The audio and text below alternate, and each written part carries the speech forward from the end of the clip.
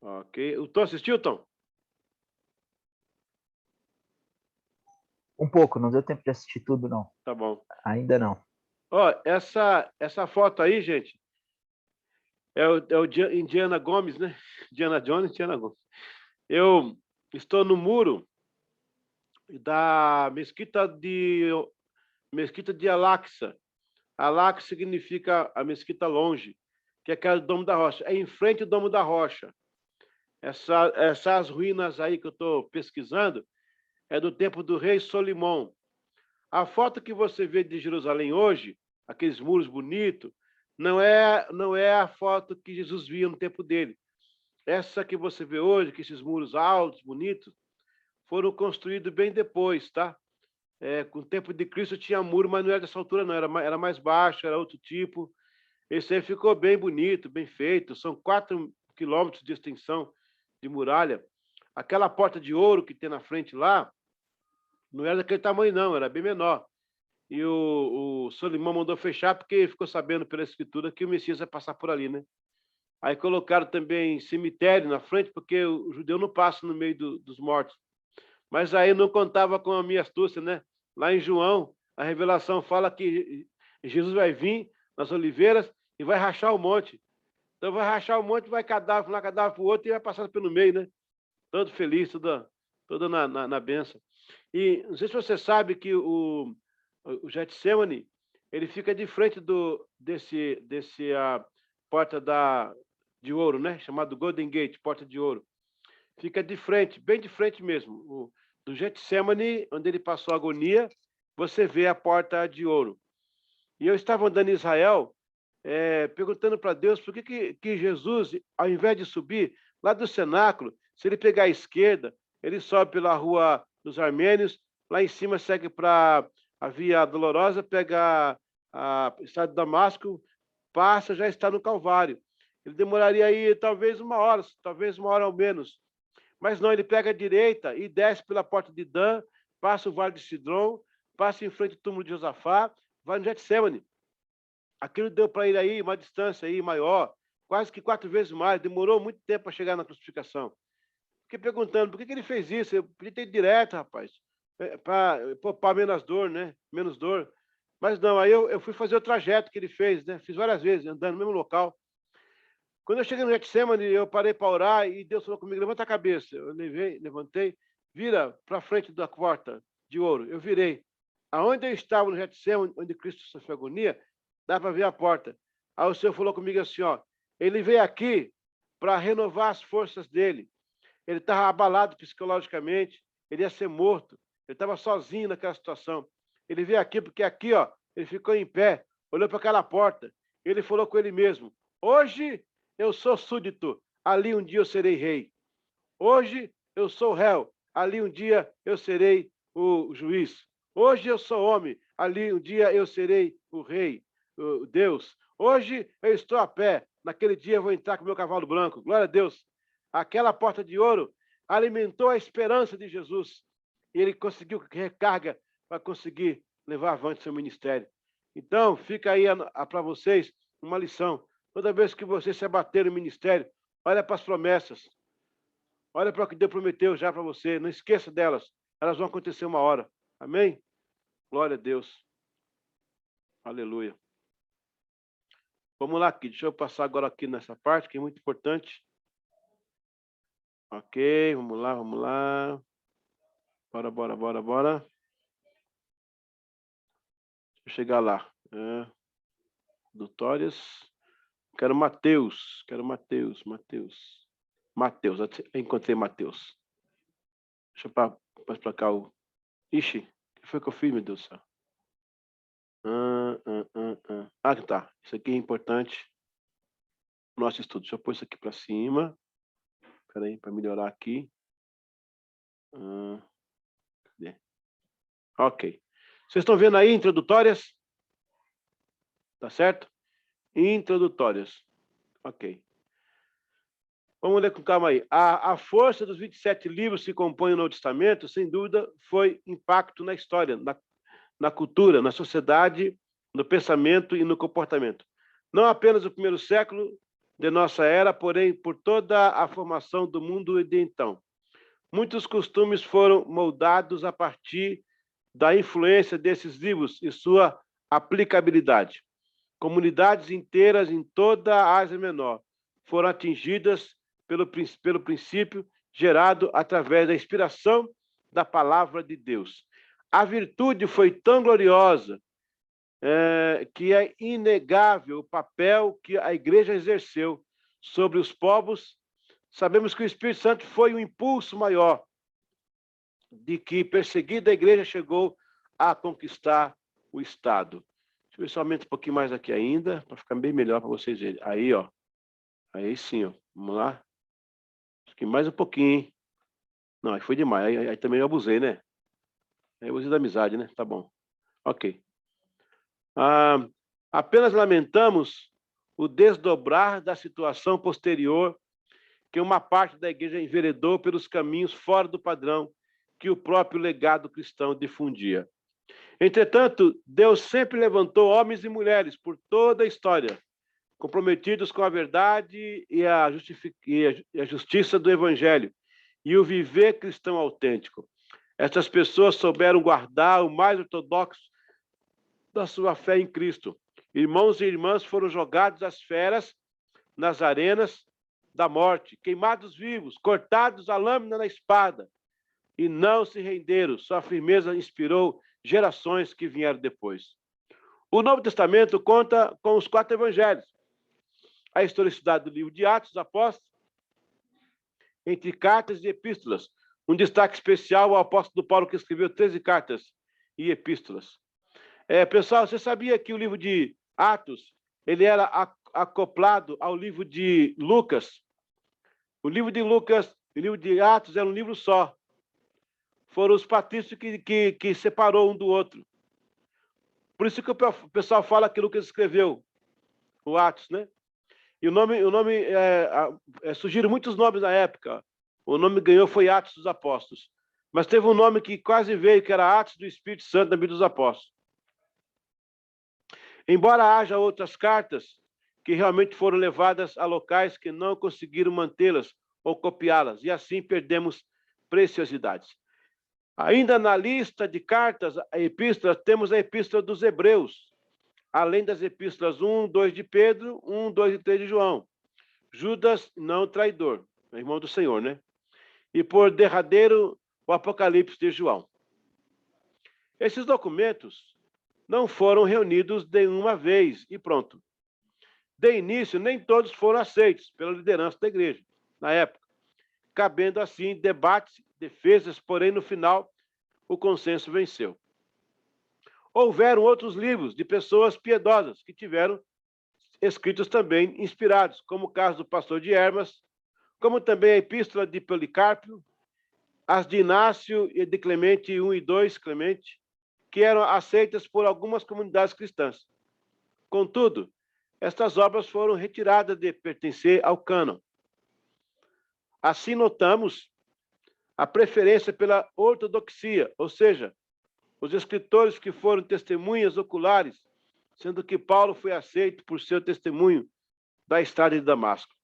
Enfim, os 27 que formam o cânon foram aceitos quase que universalmente dentro do cristianismo, pelo menos desde o século III. Há exceções, como da Igreja Ortodoxa da Etiópia, que reconheceu o pastor de Hermas, século II, e a Peshira, Bíblia da Igreja Ortodoxa Síria, que não inclui o Apocalipse de João. Vamos lá. Aí vamos ver aqui um pouquinho de Mateus. Então, como o texto está falando, gente, não foi nada quadradinho, bonitinho, sabe? Ajeitadozinho, não. Passou por muita discussão. O pessoal tirava livro, colocava livro, tirava livro, colocava livro. O Orígenes fez um livro, colocou a carta o Evangelho como é que é o nome dele? Pastor de Hermas, né? O Apocalipse foi os últimos livros a serem colocados, sofreu muito debate mesmo, mas no final acabou por ser colocado, né? Vamos lá ver Mateus agora aqui. Gente, a Jamile voltou, ela está aí? Eu não estou vendo ela aqui. Você está aí, Jamile? Tá vendo? Acho que ela não está, não. Deixa eu ver aqui. Tô sim, pastor. Tô aqui. Tá aí. Então tá bom. Beleza. Ok. O autor do livro de Mateus é Mateus. A data entre os anos 50 e 65. Tá vendo, pessoal? Portanto, já havia 20 anos que Jesus tinha ido embora. Ele começou a escrever. O Evangelho de Mateus foi escrito para os judeus, mas em 64 foi traduzido para o grego. Assuntos. Quer dizer, quando eu falo isso aqui, é porque a primeira versão dele é grego, mas é aquele grego judaico. Aquele grego judaicado, hebraísmo. Aí, quando foi em 64, fizeram uma tradução bem grega. Tá pegando, pessoal? Bem grega. Porque o primeiro estava meio misturado, entendeu? Os assuntos do Mateus. Registra-se nele a genealogia de Jesus e termina com a chamada aos apóstolos depois da ressurreição. O tema central de Mateus era Jesus é o Messias. Era considerado o manifesto da igreja de Jerusalém. E, por conseguinte, o documento fundamental do início da fé cristã. E, sendo o dom de Deus, inaugura o Novo Testamento, o dom de Deus para a igreja. E se for como Levi, como também era chamado, cujo significado é unir. Uniu o AT ao NT. Agora, gente, vocês estão sentados, né? Olha a revelação aí. Uhum. A Bíblia diz... Eita, glória! Segura que vem fogo aí do céu. A Bíblia diz que Deus escolheu uma tribo lá no passado para ser a tribo da adoração. Você lembra quem foi? Lá no tabernáculo, lá no tempo de Moisés.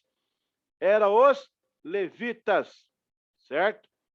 Só que a tribo de Levi, ela vai morrer no cativeiro assírio. Os assírios vão matar 11 tribos lá. E Levi está no meio. Quando Levi morre, eu vou repetir, Levi era a única tribo que poderia ministrar a adoração, certo? Só que eles morreram. Eles morreram e agora ficou sem quem ministrasse? Muito bem. Ali, com a morte de Levi, Deus encerra a aliança com Israel nesses termos. O que acontece? Só sobrou a tribo de Judá, que foi cativeiro babilônico. Quando eles voltam, eles reacendem a chama da onde nasce Jesus. Judá significa louvor. Ou seja, Deus preservou uma tribo com o nome de louvor para dar aos gentios a abertura do louvor. Agora, Levi não é o louvor, Levi era unir. Então, Levi uniu o louvor a Deus aos gentios. Quando ele morre, ele deixa a palavra unir, ela fica aberta. Então, ele era a projeção profética disso. Ele estava a unir. Quando ele morre, Judá uniu a adoração de Israel aos gentios, porque vem Jesus Cristo através de Judá, que é morto também por causa dos gentios. Então, olha que bonito isso aí. Agora eu tenho de novo o Mateus, que é um nome grego, né? Mais agregado do que o nome hebreu, ou mais judaico, que seria o Levi lá, né? Da tribo de Levi. E Levi, que é o nome dele também. Era comum ter dois nomes, né? O seu Marcos tinha dois nomes. Era o nome judeu, o nome romano. E aí o Levi, no caso aí, ó, unir. Mateus une o Antigo e o Novo Testamento. Tá pegando, pessoal? Olha que bonito. É um desenho que você não vê de cara, né? Você vê por trás. Olha que coisa linda isso aí. Isso é maravilhoso. Glória a Deus. Marcos. O autor foi Marcos, que era o João Marcos, né? Aí, ó, do ano 65. O assunto. Marcos não era um dos 12 apóstolos de Jesus, mas foi um dos ajudantes de Paulo e depois de Pedro. Sua casa era um local de oração e reunião da igreja primitiva. Ele se relacionou com todos os fundamentos da igreja, claro. De acordo com a tradição, Marcos recebeu base de ensino do apóstolo Pedro, depois de uma palestra feita em Roma para os pagãos por volta do ano 65 depois de Cristo. Marcos inicia com a pregação de João Batista e o batismo de Jesus. Então, ele foi uma testemunha ocular, ao mesmo tempo auricular. Parece que ele era mais novo que os apóstolos, né? Nesse caso aí, o João Marcos. Agora o Lucas. O livro de Lucas, o autor é o Lucas. Foi o único não-judeu autor dos evangelhos. Tudo indica que ele teria sido da primeira leva de discípulos, dos discípulos de Jesus. Tipo assim, os discípulos tiveram os discípulos deles, né? No caso de João, com Policarpo. Então, quem sabe esse aí também foram deles, quem sabe até de Paulo, né? Era culto, médico, e trouxe grande contribuição através de uma acurada investigação. E também de investigação histórica e escrita. Interessante que ele mesmo fala sobre isso, né? A data dessa carta, desse evangelho, ele dura de 60 a 95, né? Ele começa a escrever em 60 e termina de escrever em 95. O assunto do evangelho. É interessante como Deus chama um gentio para ser uma porta para os gentios. Você notou isso aí? Dos quatro, gente? Ele é o único que não é judeu. E ele escreve para os gentios. Olha a porta aberta de novo aí. Deus abre a porta para os judeus lá com o Mateus e abre a porta com o Lucas para os gentios. E abre a porta com Marcos para conquistar os romanos, que era o império da época. E abre a porta com João para entrar na igreja. Será que alguém pensou em alguma coisa aí? Será que tem por trás uma inteligência que está movendo as coisas de lugar? Glória a Deus, hein? Muito mais que Paulo, Lucas trouxe uma narrativa para o mundo de fora. Em seu aspecto interno, não difere muito de Mateus e Marcos, porém foi uma voz gentílica para gerações pagãs. Eita! Me ajude aí. Qual foi a primeira pessoa que foi evangelizada e trouxe uma cidade para Jesus fora dos termos de Israel? Você lembra? Então, é uma pessoa que trouxe uma cidade inteira para Jesus. Agora ficou fácil, né? Exatamente, a samaritana. Sabia que vocês sabiam. Samaritana, ela era, né, lá não considerada judia. Jesus, nela, abre uma porta para os gentios. E aquela cidade que veio em peso era uma projeção profética de que Deus ia salvar o mundo. Eu já falei um dia com o pastor Cláudio para a gente fazer uma aula aqui de projeção profética. É muito legal, para você entender as portas que Deus abriu. Quem sabe até você está sendo uma projeção profética e nem sabe. Mas Deus vai fazer assim mesmo, sem você saber. Porque Ele é soberano. O livro de João. João, ele era filho de Zebedeu, de Salomé. E a Salomé era... Bom, vou falar na frente, ó. Seu irmão Tiago era também discípulo de Jesus.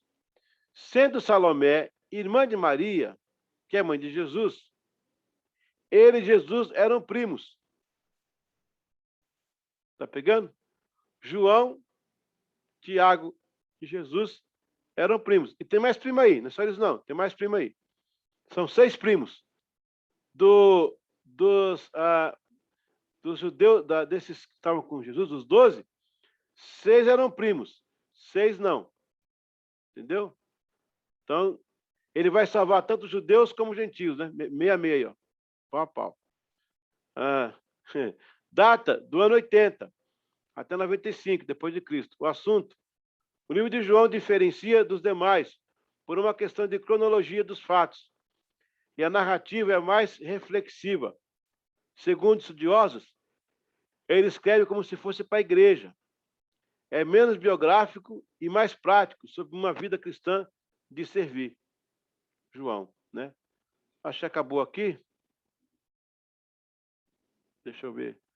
Aqui tem uma provinha, né, para vocês. Não, Atos não vou falar hoje não. Atos vai ser para outro dia. Muito bem. Alguma dúvida aí do que a gente leu e mostrou para vocês? Vocês notaram, então, que a escritura vai começar dos evangelhos a partir do ano 50. Daí eu tenho pelo menos 20 anos para começar a escrever. Então, vocês pensam como é que foi? Era assim, ó. Alguém ouvia um apóstolo pregar. E aí, vamos supor que estava viajando, era navegante. Ouviu uma mensagem maravilhosa. Aí chegava na cidade dele, ele lembrava em partes o que o apóstolo tinha pregado. Isso começou a acontecer nas comunidades da época. Você vai lembrar que no capítulo 6 de Atos, vai haver uma celeuma entre as mulheres hebreias e as gregas, por causa da distribuição. É quando o apostolado se organiza. Mas lá no capítulo 8, vai acontecer a diáspora. A igreja vai ser muito perseguida pelos próprios judeus. E eles têm que sair de lá, a igreja se expande. Aquela perseguição judaica que teve, ó, veja bem, o pessoal mete pau nos romanos, né? Mas quem perseguiu primeiro a igreja foram os judeus. A perseguição começa em casa, viu? Põe a tua barba de molho, com exceção da Jamile. A perseguição começa em casa, entre os irmãos mesmo. Aí, eles vão ser dispersos pela Ásia Menor, né? É o momento que Paulo se converte. E aí, as comunidades crescem, gente. Eles não têm muito pregador. Então, as cartas viraram uma arma poderosa da igreja. Aí, o apóstolo Paulo mandava uma carta para Filipe. Aí chegava em Filipe, o pessoal lia. Aí tinha os irmãos de Bereia. Não, dá essa carta para nós. Não, essa carta não, essa aqui é nossa. Peraí, tem uns copistas ali, vamos copiar a carta para te levar uma carta. Aí copiava a carta. Na verdade, na época, havia os copistas. Sabe qual é o nome deles? Anote aí. Amanuenses. A-M-A-N-U, amanuenses, E-N-S-E-S. Os amanuenses são os antigos copistas. Deixa eu pôr aqui vocês no quadro.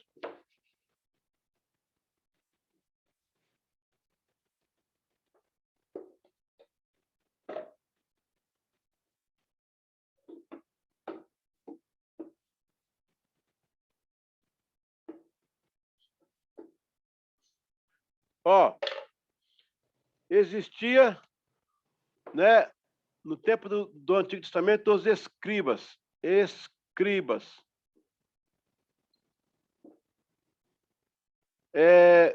Depois foram chamados de soferiens. Aí, no tempo do Novo Testamento, eles são chamados de amanuenses, que são os copistas.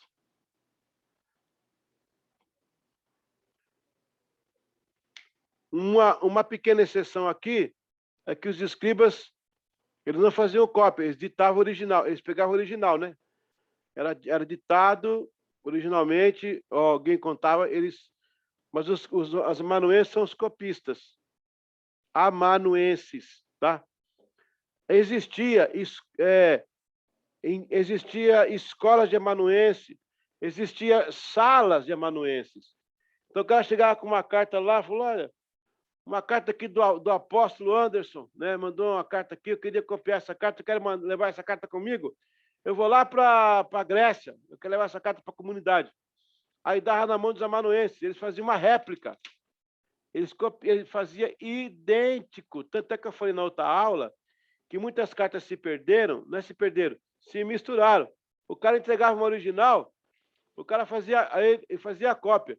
Aí vinha buscar. Falou, oh, aqui está a tua cópia, mas peraí. Não, pega aí, é uma dessas aí, tá igualzinho, igualzinho. Não tem que tirar os caras. Então, esses caras, eles eram artistas. Não só copiavam, não. Eles eram artistas. Uma sumidade para escrever. Então, na verdade, começou o testemunho de um passando para o outro. Mas o que eu louvo a Deus, rapaz, é que o Espírito Santo conseguiu manter tudo isso 20 anos. Eu não sei quem de vocês lembra daquela brincadeira chamada telefone sem fio, já viu? Que aplicava na escola. Rapaz, é claro que tem uma molecada que bagunçava mesmo, né? Trocava muito mesmo, fazia questão de falar besteira para sair besteira lá.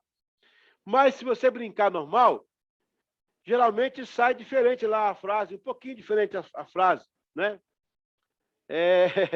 Uma vez eu desci do ônibus com muito sono, cara. Muito sono. Eu vi uma placa assim, ó. Descarga só no banheiro. Eu falei, tá certo, né? Descarga só no banheiro mesmo. Aí eu pisquei o olho de novo, voltei ali. Recarga só em dinheiro. O meu cérebro embaralhou. Então, a gente pode ter corrido risco, né? De pessoas, 20 anos se passaram. Mas olha, a pregação foi tão forte. E outra, olha o que Jesus falou em São João, no capítulo 17. Ele fala assim, ó, eu vos enviarei o Consolador e ele vos fará lembrar de todas as coisas. Portanto, tinha coisa que o Espírito Santo fazia o pessoal lembrar. Então, não deu tempo para o diabo atrapalhar, não. Ele levantou uns caras lá, meus hereges, mas não conseguiu atrapalhar, não. Então, os amanuenses faziam as cópias. Agora, teve algumas situações que aconteceram de tradução. Por exemplo, aquele texto que fala que lá no tanque de Betesda vinha um anjo e agitava as águas. Ah, não, estou adiantando matéria já, estou adiantando matéria. Então, vai escapar só essa aí, vai escapar um azeitão no palito, tá? Um azeitão no palito.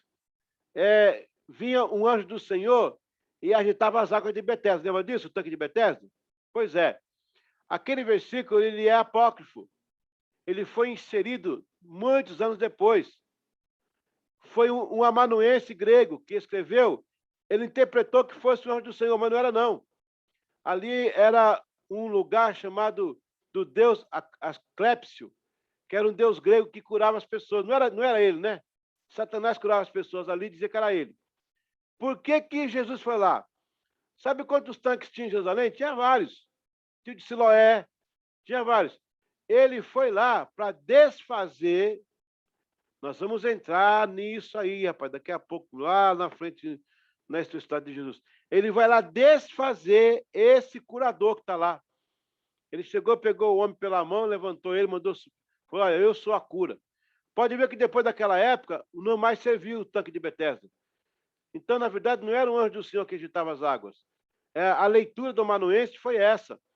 Mas, na verdade, ele era um espírito maligno que fazia aquela cura para enganar as pessoas. E Jesus foi lá e desfez essa obra. É por isso, gente, que você vê escrito assim, ó, e ele veio desfazer as obras do diabo. O que dá a entender, eu vou dar uma aula para vocês sobre isso aí. O que dá a entender é que Jesus veio ao mundo com uma agendinha. Falou, hoje vai ser Betesda, amanhã vai ser o Tabor. Ok. Aí ele ia para esse lugar para desfazer tudo que ele fez. Olha, a mulher samaritana, a pecadora dos 7 demônios,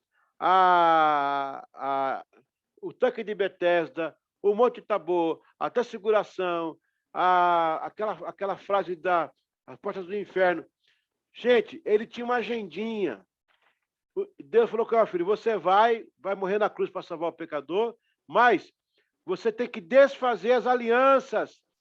Tem alianças feitas aqui, e você desfaz uma por uma. Aquela do Betesda é daquele curador. Quem cura é você agora. Ele não cura mais, não. Quem cura é você é a cura. Aí, enquanto ele ia, de bônus, ele curava, libertava, sabe os nomes? De bônus, de gorjeta. Ele ia passando e ia curando, tá, pá. Mas ele veio para destruir as obras do diabo. Rapaz, isso é uma viagem. Isso é uma viagem. Mas nós vamos chegar nessa viagem lá. Amém? Alguma dúvida aí, gente? Algum comentário, alguma pergunta? Glória a Deus. Muito bem. Nós já estamos com 31 minutos de matéria. Bênção do céu. Ok. Eu vou passar para vocês da seguinte forma agora a prova. Vamos lá. Eu vou passar a prova aí no Zap, tá bom? Vou precisar que vocês respondam essa prova. Pega aí do Zap, faz um copy. Se você puder, joga no Word, abre no Word e responde lá e fecha e manda para mim em PDF, mas não manda no grupo. Manda no particular, porque eu vou ter que corrigir uma por uma. Entendeu? Rapaz, eu peguei uma turma aí de 260 alunos, cara. Inviável, né? Eu dei prova. Mas aí, o que foi que eu fiz? Eu chamei o pessoal da faculdade e falei, ó, vocês se viram, eu vou dar o gabarito para vocês e vocês resolvem aí. Tá louco? É muita gente? Não dá não, né? Então tá. Eu vou mandar a prova para vocês pelo PDF, né? E vocês vão responder essas provas. Ela é escrita, tem que ser escrita, não tem aquele chazinho do múltipla escolha, não, tá? Eu quero ouvir vocês escreverem lá o que vocês entenderam. Tá? Outra coisa, não preocupa em consultar, não, tá? Deus está vendo, né? Depois eu tenho revelação, eu vou ter revelação de quem anda copiando. Responde aí o que você aprendeu. Tem uns revelamentos aí. Revelamento. Pode ser o que você entendeu da matéria, muito bom você entender da matéria. Faz aí. Se você não conseguir a nota que eu preciso, eu te dou para você fazer um resumo. Eu não reprovo ninguém, eu dou chance para o cara fazer um resumo. Eu não gosto de dar trabalho. Aliás, eu não gosto de dar trabalho mesmo, né? Do que dar trabalho. Trabalho de faculdade, né? Eu acho assim, na minha ótica, né? O trabalho tem que ser no final de curso. Se for um bacharelado, o cara faz monografia. Se for um mestrado, ele faz um TCC. Se for um doutorado, faz uma tese. Aí tem a banca, ele faz consulta. O problema de dar trabalho no meio do curso, quando eu falo isso, gente, pelo amor de Deus, eu não estou denegrindo outros professores, cada um tem o seu jeito. Se outro professor dá, amém, eu vou ter que respeitar o professor. Aqui, por exemplo, aqui agora, olha, mesmo que eu temos um major aqui com a gente, mas agora aqui eu sou a autoridade da sala de aula, né? Eu que sou responsável pelo seminário. Qualquer coisa acontecer aqui, eu que tenho que responder lá para Campinas. Então, aqui eu sou a autoridade. Aí, o que acontece? Cada professor tem a sua forma de fazer, né? Major, você entendeu o que eu falei, né? É claro que o senhor aí é o major. Na sala de aula aqui, a gente está responsável pela sala de aula. Não que eu seja maior que vocês. Aqui eu sou aluno. Então, a gente tem que ter responsabilidade, porque também eu posso reprovar um de vocês também. Fica ruim, né? Então, mas eu não quero fazer isso. Então, tem professor que dá trabalho. Olha só, a gente vive na luta, na correria muito grande, né? Cada um tá suas correrias e tal. E ainda, você manda fazer trabalho ainda. Aí, o que o aluno faz? O aluno pega, Jamile, ele me dá um trabalho com cabeçalho e desenvolvimento, rodapé e as fontes.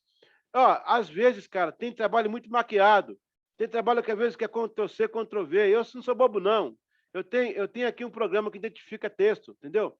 Se eu li três linhas que eu achei parecido com um texto de alguém ou com um estilo de alguém que eu vejo que não é o aluno, eu mando esse programa, o Finder, e ele vai e busca o texto da internet, onde está, na apostila, ele busca para mim.